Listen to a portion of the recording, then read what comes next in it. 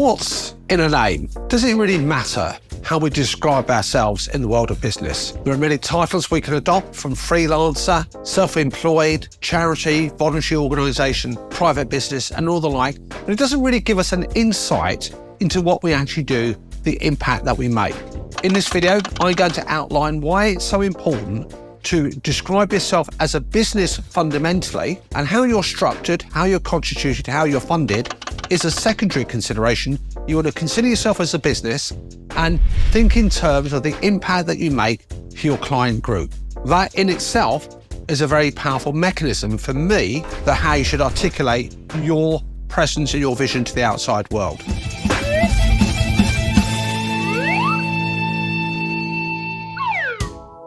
Now, firstly, why does it actually make a difference? Well, let me take an example for you. If I use the title for an organisation that I'm a charity, and then I do this, I have a cultural and artistic impact, I bring delight to audiences, I provide healthcare, I provide community cohesion, I provide education services, I do a lot to reduce the impact and harm the society I enrich it, and all the rest of it. If I start off by saying I'm a charity and then do that description of all the things that I do, most people would actually focus on the fact it's a charity and then relegate what you do as a secondary consideration.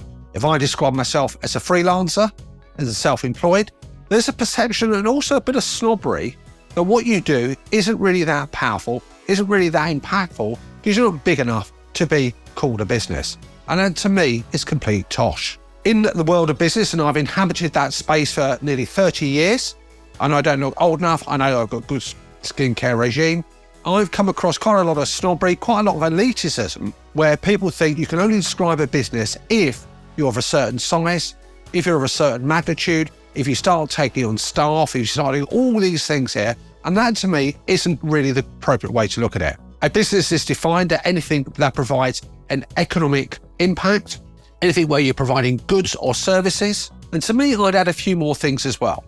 If you're involved in a situation where you undertake a degree of risk, and that's a risk of perhaps business failure, that's a risk that you might have to expend more time on doing a particular activity. There's a risk that when you're looking for people to provide funds for you or find new clients, new customers, if there's no guarantee that you've got income coming in, if you've also got to expend energy and time dealing with stakeholders, dealing with suppliers, dealing with your customers, if you don't have that stable PAYE wage, nothing wrong with that I should add, then you are in the arena of a business.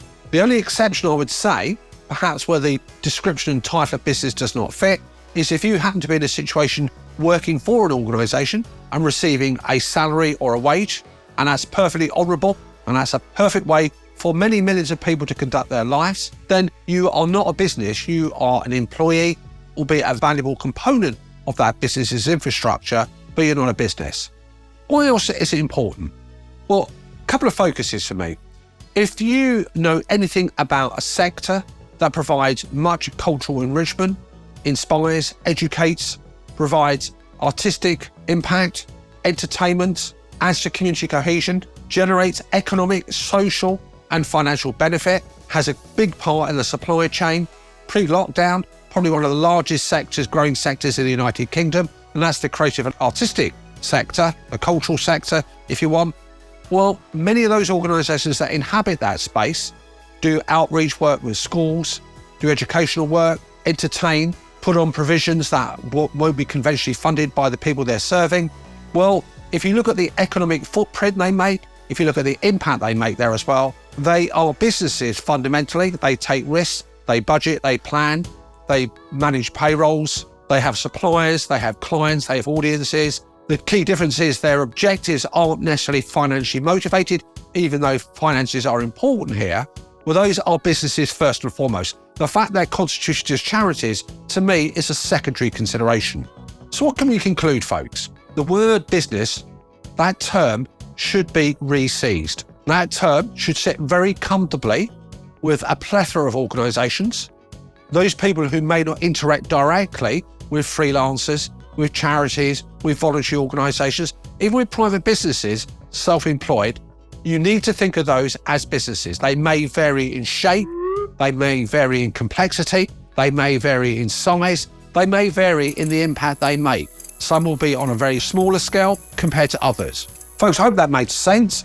I'd love it if you could share it with those who you feel would benefit. And until next week, folks.